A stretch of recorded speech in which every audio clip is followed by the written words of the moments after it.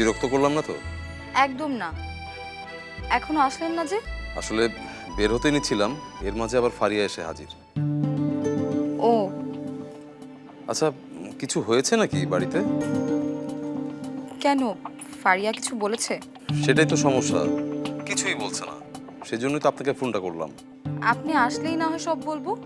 চলে আসুন। তার মানে কিছু একটা হয়েছে। আচ্ছা, সেটা কি রাহাত ঘটিত কিছু?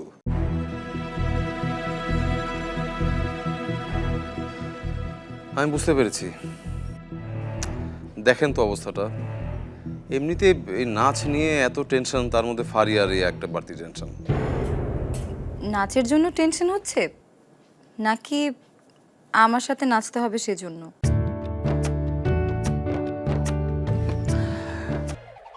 আগের মতোই clean. Berger easy clean fresh, দেয়ালে দাগ থাকবে না, রাখবে সুরভিত। যদি বলি দুটোই।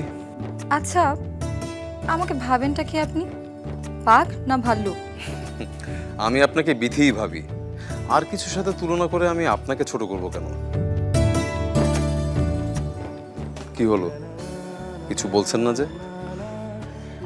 আমাদের নাচ সবার শেষে, ভয় নেই।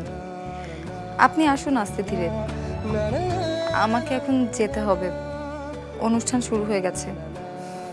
আমি এখনই আসছি।